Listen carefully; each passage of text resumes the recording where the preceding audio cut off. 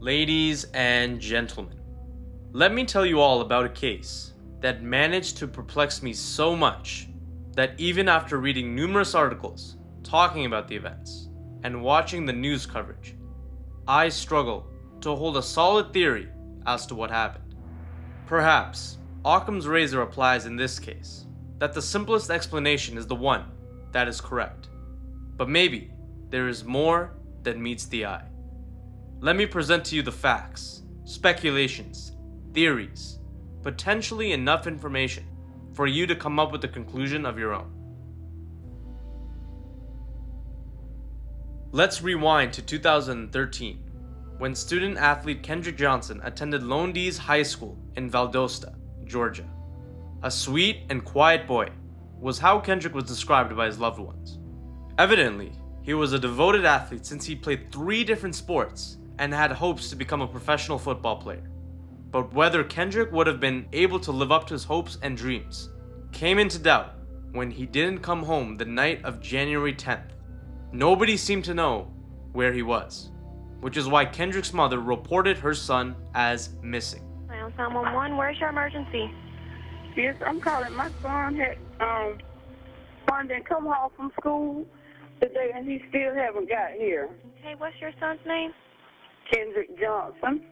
While Kendrick's parents didn't have to live with the terror of not knowing their son's whereabouts for long, the very next day, they experienced a horror that no loving parent wishes to go through.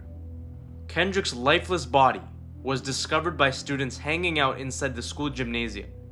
His corpse, however, wasn't just lying out in the open though, but rather, he was found trapped inside the opening of a vertically positioned wrestling mat. Students typically left their belongings with the mats that stood almost 6 feet tall and 3 feet wide.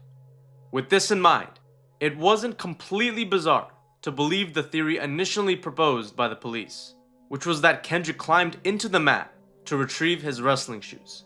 Diving headfirst into the opening, Kendrick got stuck inside the mat and died of positional asphyxiation, as determined by his first autopsy. Although blood was discovered inside the mat and around his shoes, due to the body's upside-down position, Kendrick's head filled up with blood, causing it to leak out of his facial orifices. Upon these discoveries, the case was closed. But Kendrick's parents did not buy that story and committed themselves to uncover the truth behind their son's death. As such, they took the initiative of getting a second opinion. The Johnson family contacted a private pathologist for an additional autopsy to be performed on Kendrick's body after he was exhumed. His body, however, wasn't completely intact. Unbeknownst to the Johnsons, Kendrick's body was missing every single internal organ, from his pelvis to his skull.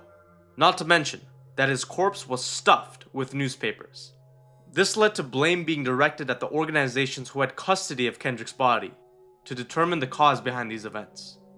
The Georgia Bureau of Investigations claimed that while following the standard procedure of removing a corpse's organs to examine them, Kendrick's organs were placed back into his body and he was sent to the funeral home in totality. However, the funeral home claimed that while they did receive Kendrick's body, for the sake of following common practice during the embalming process, they stuffed his body with newspaper to fill the void caused by his organs being missing. What could possibly explain this discrepancy of Kendrick's body being sent with organs and his body being received without them? Supposedly, Kendrick's organs were destroyed through natural process and discarded by the prosector before the body was sent back to Valdosta, as claimed by the funeral home owner. A prosector is responsible for dissecting the body for pathological examination, but this explanation simply watered the seeds of doubt that a cover-up was involved with Kendrick's death. And yet, the most damning finding of the second autopsy ended up being the private pathologist's ruling that Kendrick's death was non-accidental and caused by blunt force trauma. This seemed to explain the bruising found on Kendrick's neck. Now, the Johnsons were convinced that their son had been murdered. The family demanded answers, which is why they took legal action to obtain the high school surveillance footage for more insight as to what happened that night. What started as a way of getting answers turned into a result that yielded more questions. A forensic analyst took the liberty of reviewing 290 hours of surveillance footage from 35 cameras that covered the gym and surrounding areas. This proved to be extremely challenging, not only because of the sheer footage to investigate from the various cameras, but also because there was seemingly some missing footage. However, this missing footage can be partially explained by the fact that the motion-activated cameras were not always triggered and thus not recording for portions of time. Furthermore, the high school used 6 different surveillance servers with their own internal time clocks, which were not synchronized with one another.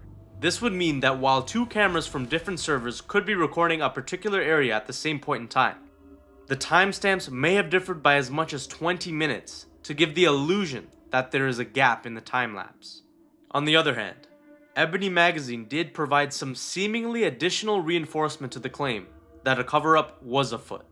This was from their article that, although used pseudonyms to avoid naming the students directly, labeled 2 Bell brothers as potential suspects based on an anonymous email sent to the sheriff's office, and that their father was an FBI agent who orchestrated a cover-up.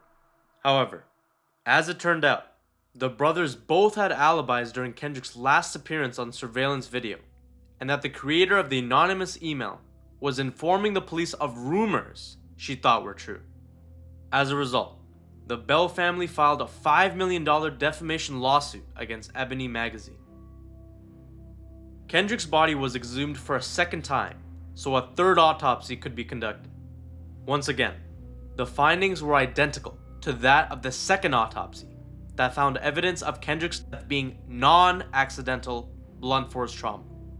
However, I am inclined to attach an asterisk to this third autopsy's findings because of the fact that it was conducted by the same hired private pathologist, William Anderson, that performed the second autopsy, according to the Atlanta Journal-Constitution. Getting a second or third opinion usually involves consulting a different person entirely, so one might wonder why the Johnsons resorted to the same person. In recent developments, the case was officially reopened by Lone D's County Sheriff Ashley Polk during March of 2021. The sheriff went as far as offering $500,000 of his own money for information that would lead to the conviction of any parties responsible for murdering Kendrick Johnson. And yet, nothing came of it. The second investigation was closed over a year later without any charges being filed.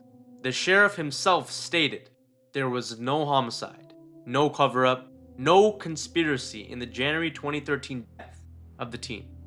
It was simply a tragic and bizarre accident. So what really happened the day that Kendrick Johnson died?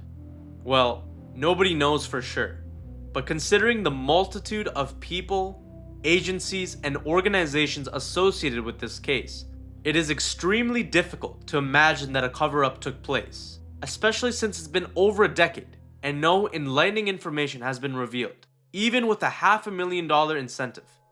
Generally speaking, people typically aren't great at keeping secrets to themselves, and considering the number of parties involved, including high school students, somebody would have slipped up by now. That isn't to say that nobody has come forward at all, but an anonymous email predicated on rumors that caused suspicion of 2 brothers with alibis and a hoax audio tape of a murder confession that wasn't even worth mentioning earlier hardly constitutes as relevant information in determining the truth behind Kendrick's death, and definitely pose as impediments to the investigation. Speaking of the investigation, part of it required the examination of camera footage, which didn't indicate that somebody or a group of people murdered Kendrick, placed his body inside a 6 feet tall wrestling mat positioned vertically as it was discovered, and left the gym undetected.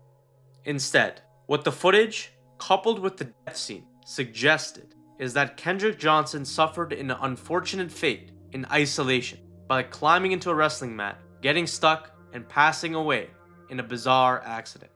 An accident, however, was not what the hired private pathologist ruled as the cause of Kendrick Johnson's death in the last 2 autopsies of him. But the bruising on his body could have been caused in various ways. Considering that Kendrick was a multi-sport athlete, perhaps it occurred through training and practice, or an accident while working in the weight room. Those possibilities are more likely than Kendrick being beaten and murdered by an assailant that evaded camera detection. Assuming that is what happened, why would he be killed in an open gym where anybody could have walked in? What and where is the murder weapon if one was used? How come there wasn't any of Kendrick's blood found away from the mat? Why didn't Kendrick have any defensive wounds on his body as if he fought off an attacker?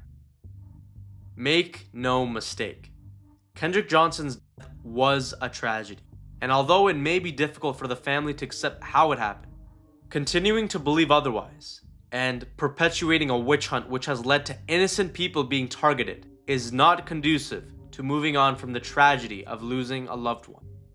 A horrific accident may be the simple truth after all.